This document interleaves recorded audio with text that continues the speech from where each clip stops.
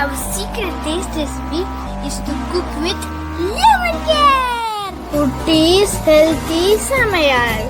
Hello friends, welcome to Kutties Healthy Samayal. Be positive, be healthy. நம்ம சேனலை subscribe பண்ணாதவங்க subscribe பண்ணிவிட்டு பக்கத்தில் இருக்க பெல் பட்டனை கிளிக் பண்ணிக்கோங்க. ஆல் ஆப்ஷனை கிளிக் பண்ணுங்கள். அப்போ தான் நாங்கள் போடுற எல்லா வீடியோஸோட நோட்டிஃபிகேஷன்ஸ் உங்களுக்கு வரும். இது வரைக்கும் சப்ஸ்கிரைப் பண்ண எல்லாருக்கும் தேங்க்யூ ஸோ மச். இன்றைக்கி நாம் ரொம்பவும் டேஸ்டியான ஹெல்த்தியான வெந்தயக்கீரை கூட்டு தான் எப்படி செய்யுதுன்னு பார்க்க போகிறோம்.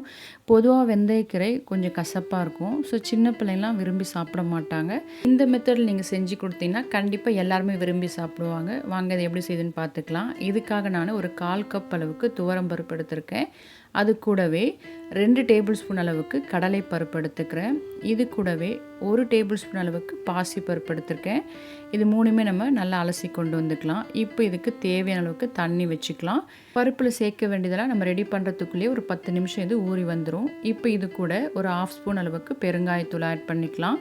அது கூடவே 1/2 ஸ்பூன் அளவுக்கு மஞ்சள் ஆட் பண்ணிக்கலாம். இது கூடவே 1/2 ஸ்பூன் அளவுக்கு சீரகத்தூள் ஆட் பண்ணிக்கலாம். நீங்கள் சீரகம் முழுசாக வச்சுருந்தா அது கூட ஆட் பண்ணிக்கலாம். நமக்கு ஃப்ளேவர் நல்லாயிருக்கும். இப்போ இதுக்காக ஒரு வெங்காயமும் ஒரு தக்காளியும் பொடியாக கட் பண்ணி வச்சுருக்கேன். இதையும் நம்ம பருப்போடு ஆட் பண்ணிக்கலாம். அடுத்ததாக பூண்டு 6 பல் ஆட் பண்ணிக்கிறேன். இப்போ நம்ம குக்கர் மூடி க்ளோஸ் பண்ணி வேக வச்சுக்கலாம். இது ரொம்ப குழைய வேக வச்சு எடுத்துடாதீங்க. நம்ம செய்ய போகிறது கூட்டு. ஸோ கொஞ்சம் நமக்கு பருப்பாக இருக்கணும், அப்போ தான் டேஸ்ட் இருக்கும். இப்போ இது வேகட்டும். இதுக்குள்ளே நம்ம கீரை பார்க்கலாம். பாருங்கள், இதுதான் வெந்தயக்கீரை. இதை நான் அலசி கொண்டு வந்துட்டேன். இது பார்க்குறதுக்கு பருப்பு கீரை போலவே இருக்கும், ஆனால் இது வந்து தின்னாக இருக்கும். பருப்பு கீரையோட இலை பார்த்தீங்கன்னா நமக்கு திக்காக இருக்கும். அதுதான் அதோட டிஃப்ரென்ஸ். அதே போல் இது நல்லா கசக்கும். ஸோ சின்ன பிள்ளைங்க விரும்பி சாப்பிட மாட்டாங்க. பட் இது போல் நீங்கள் கொடுத்தீங்கன்னா நல்லா சாப்பிடுவாங்க. ஏன்னா வெந்தயக்கீரை அவ்வளோ ஹெல்த்தியானது. இப்போ தாளிக்கிறதுக்காக ஒரு கடாய் வச்சு 2 ஸ்பூன் அளவுக்கு எண்ணெய் ஆட் பண்ணிக்கிறேன். அதில் 1 ஸ்பூன் அளவுக்கு கடுகு ஆட் பண்ணி பொரிய விட்டுக்கலாம். இது பொரிஞ்ச பிறகு இது கூட 3 வரமிளகாயும் கொஞ்சமாக பூண்டு நான் தட்டி ஆட் பண்ணிக்கிறேன். பூண்டு ஒரு 6 பல் இருக்கும், அதை தட்டி ஆட் பண்ணிக்கிறேன். அப்போ நமக்கு வாசம் நல்லாயிருக்கும். இது கூடவே 1/2 ஸ்பூன் அளவுக்கு சீரகம் போட்டு தாளிச்சிக்கலாம். இதுவும் நமக்கு நல்ல ஃப்ளேவர் கொடுக்கும். இது கொஞ்சமாக நமக்கு வதங்கின பிறகு இது கூட ஒரு வெங்காயம் பொடியை கட் பண்ணி ஆட் பண்ணிக்கலாம். இதுவும் நல்லா வதங்கி வரட்டும். இது கூடவே கொஞ்சமாக கருவேப்பிலைகளை ஆட் பண்ணிக்கலாம். இதெல்லாம் நமக்கு வதங்கி வரணும். அதுக்காக தேவையான அளவுக்கு உப்பு ஆட் பண்ணி வதக்கி விட்டுக்கலாம். இப்போ நம்மளோட பருப்பு பாருங்கள், இந்த அளவுக்கு வேக வச்சு எடுத்திருக்கேன். பாருங்கள், நம்ம பார்க்கும்போது தெரியும் ரொம்ப குழைய இல்லாமல் பருப்பாக இருக்குது. இது மத்து வச்சுலாம் கடைய வேண்டாம். ஜஸ்ட்டு கரண்டி வச்சு இது போல் மேஷ் பண்ணி விட்டாலுமே போதும். நல்லா நமக்கு மசிஞ்சு வந்துடும். இந்த அளவுக்கு இருந்தால் நமக்கு கூட்டும் டேஸ்ட் இருக்கும். இப்போ நம்ம வெங்காயம் பார்க்கலாம். வெங்காயம் நல்லா வதங்கி வந்திருக்கு. இந்த ஸ்டேஜில் ஒரு தக்காளி பொடியாக கட் பண்ணி ஆட் பண்ணிக்கிறேன். இதையும் நல்லா வதக்கி விட்டுக்கலாம். இதுவும் நல்லா நமக்கு மேஷ் ஆகி வதங்கி வரணும். அது வரைக்கும் வதக்கி விட்டுக்கலாம். இப்போ பாருங்கள், நல்லா வதங்கி வந்திருக்கு. இந்த ஸ்டேஜில் இப்போ நாம் அலசி வச்சுருக்க கீரையை ஆட் பண்ணிக்கலாம். இதை நான் கொஞ்சமாக பொடியாக கட் பண்ணி வச்சுருக்கேன். அப்படி ஆட் பண்ணோம்னா கூட்டு ரொம்ப டேஸ்டியாக இருக்கும். சீக்கிரமாக கீரை நமக்கு வெந்து வந்துடும். கீரை ஆட் பண்ண பிறகு உடனே தண்ணி ஆட் பண்ணாதீங்க.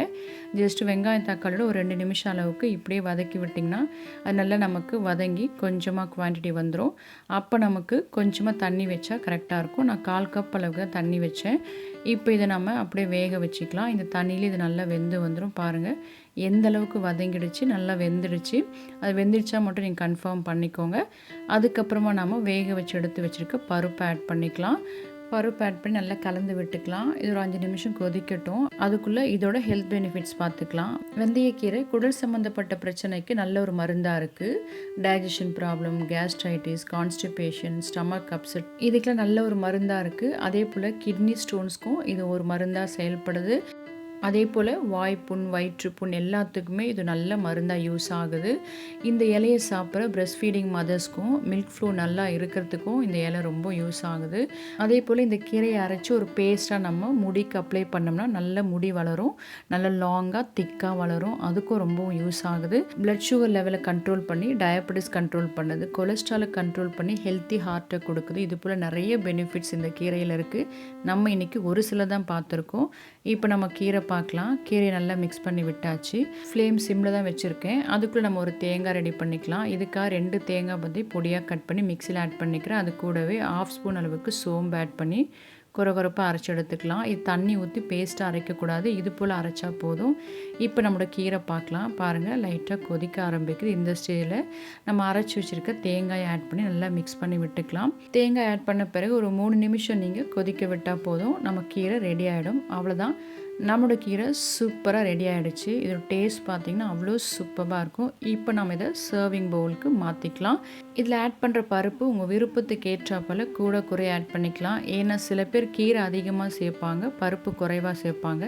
சில பேர் பருப்பு அதிகமாக சேர்ப்பாங்க. ஸோ உங்களுக்கு டேஸ்ட் எப்படி உங்கள் விருப்பம் போல் நீங்கள் பருப்பை கூட குறைய ஆட் பண்ணிக்கலாம். நான் இன்றைக்கி எடுத்திருக்க ஒரு கட்டு கீரைக்கு இந்த பருப்பு ஆட் பண்ணேன். இது ரொம்ப டேஸ்டியாக இருக்கும். அப்போ நமக்கு அந்த கசப்பும் தெரியாது. மேபி நீங்கள் தேங்காய் வேண்டான்னு நீங்கள் விருப்பப்பட்டீங்கன்னா தேங்காய் ஆட் பண்ணாமல் அப்படியே இறக்கிக்கலாம். அப்போது உங்களுக்கு கசப்பு தெரியாது. ஏன்னா பருப்பு நம்ம 3 வகையான பருப்பு ஆட் பண்ணியிருக்கோம், அதுதான் நமக்கு டேஸ்ட்டே கொடுக்கும்.